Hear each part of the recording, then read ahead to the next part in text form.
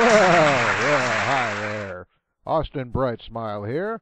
Is everyone ready for Beat the Bible Scholar? Awesome.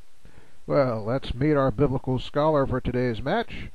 She has 3 doctoral degrees, knows 2 biblical languages, and has written an anthropological commentary on the whole Bible. Please welcome Dr. Annabelle Martzer. Dr. Martzer, welcome to the program.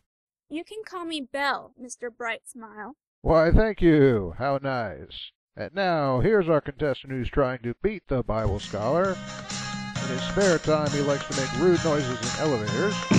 Hey, who did that? Stare at the sun all day. And not collect stamps. Please welcome Nosko.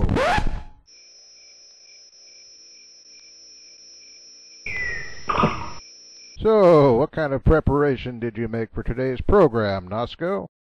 I got my crowns and my coloring books. Okay, I guess we'd better get started with round 1.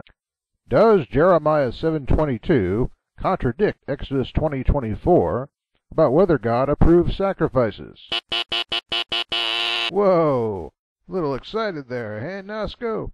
What's your answer? Yes. Why? Because Jeremiah says God don't approve sacrifices, and Exodus does. So simple-minded. Wrong. Yes, Belle.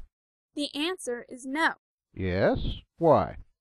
Jeremiah 7:22 is an example of a negation idiom. It allows the denial of one thing in order to assert another. Jeremiah's intention is not to deny sacrifices. He's putting them in second place behind obeying what God tells Israel to do in the present. Thank you, Belle. I think that earned you some bonus points. What'd she just say?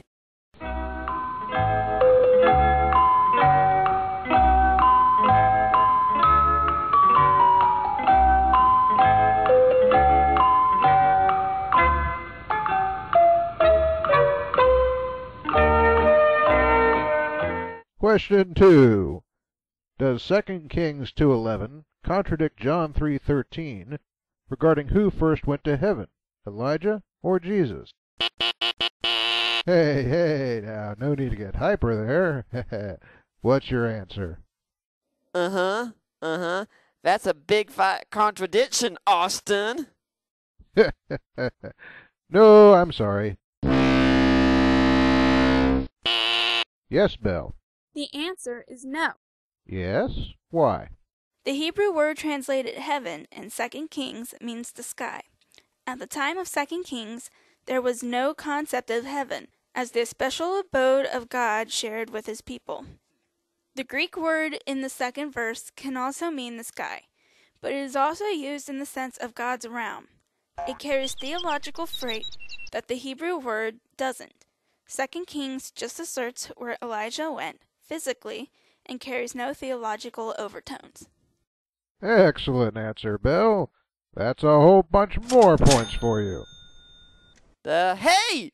This ain't fair!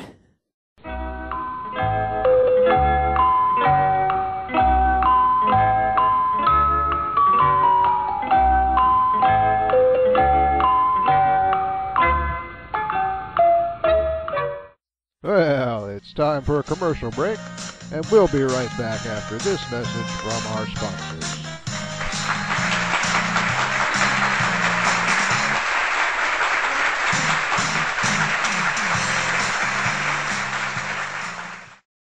Hey kids, are you tired of that same old truffle and pâté de foie gras your mom serves day after day after day? Well, there's good news. Now for lunch you can have your very own can of Darwin's Primordial Soup. Darwin's Primordial Soup? Oh boy! You'll find a new spontaneously generated life form in every bowl, like the unicorn, the crocodile, and the one-eyed flying purple people eater. So what are you waiting for? Get on the glove, buy some Darwin's Primordial Soup today! Not responsible for damage, injury, or death caused by rapidly mutating life forms.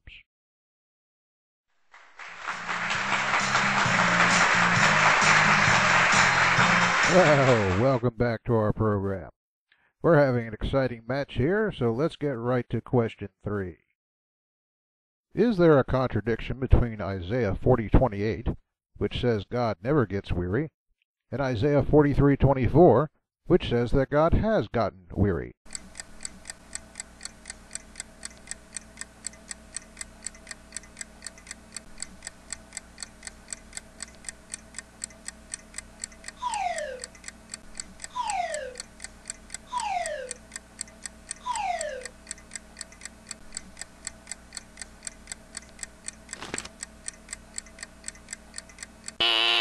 Yes, Nosko, you have the floor. The answer is yes! Obviously, duh! I'm sorry, wrong again. Yes, Belle.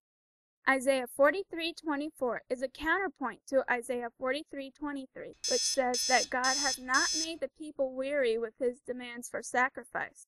God responds by saying that in contrast, the people have made him weary with their sins. In light of the fact that God said in 40:28 that he does not get weary, this is a sarcastic indictment. The people are so wicked that even the God who never gets tired has gotten tired of them. Good answer, Belle.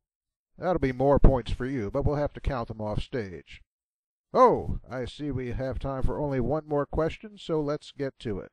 Does 2 Samuel 24:24 contradict 1 Chronicles 21:25 in terms of how much David paid for the threshing floor? 50 shekels of silver versus 600 shekels of gold. You'll be paying for that, you know. So what's your answer? No, you have to look at it through the eyes of faith. No. Yes, Belle. While the numbers and the metal used are different, we have to keep in mind that Chronicles was written in the Persian period, some 600 years after David. So what Chronicles is offering is what they estimate David paid according to the rate of exchange in the Persian period. Oh, excellent answer, Belle. So you win our ultimate prize, a big load of money. Hey, you ought to share some of that with your church. I plan to. Why? The first century church was a bunch of communists. Really, the Communist Manifesto defines communism as the doctrine of the conditions of the liberation of the proletariat. Did the church liberate any proletariat? Did the church abolish competition?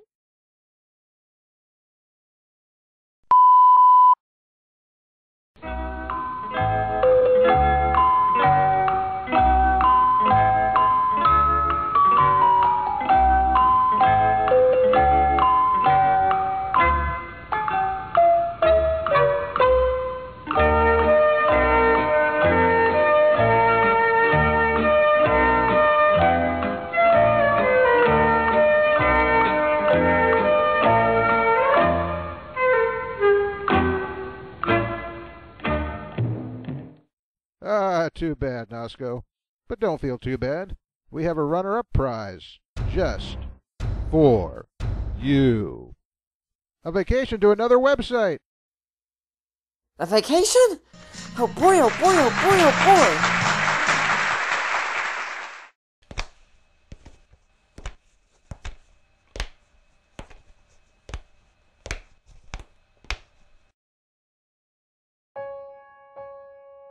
Hey, where am I?